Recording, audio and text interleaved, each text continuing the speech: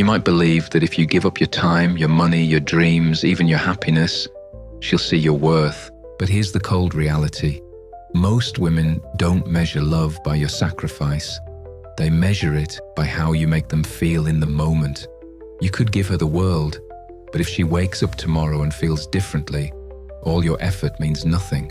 Don't lose yourself in the hope that your pain will buy her loyalty. Instead, invest that energy in yourself. Many men fall into the trap of thinking that their sacrifices will guarantee love and loyalty. They stay up late, work extra hours, and put their own needs aside, hoping that their efforts will be recognized and appreciated. But emotions don't work like a ledger where sacrifices are tallied and rewarded. Women's feelings are fluid and often unpredictable. What matters most to her is how she feels right now, not what you did yesterday or last week. This doesn't mean that your sacrifices are worthless. It means that love is not a transaction. It's a connection, a feeling, a bond that can't be bought or earned by sacrifice alone. When you sacrifice yourself too much, you risk losing your identity and self-respect. And when that happens, you become less attractive, not more. Instead of sacrificing yourself for her, focus on building your own life, your own happiness, and your own goals. When you value yourself, you naturally attract respect and genuine affection. Don't let your sacrifices become a burden that weighs you down. Love should lift you up, not tear you apart. Remember, your worth is not measured by what you give to others, but by how you treat yourself. When you stop expecting her to value your sacrifice, you free yourself to find someone who truly appreciates you for who you are. In the end, the most powerful thing you can do is to love yourself first.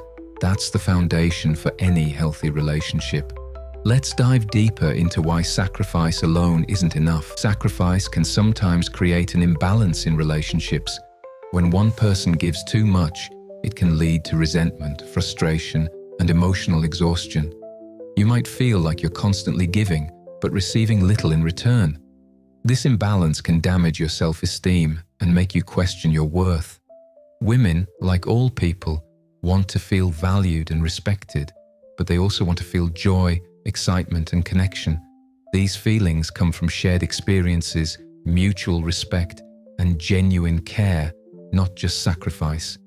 If you focus solely on sacrifice, you might miss out on building a deeper emotional connection.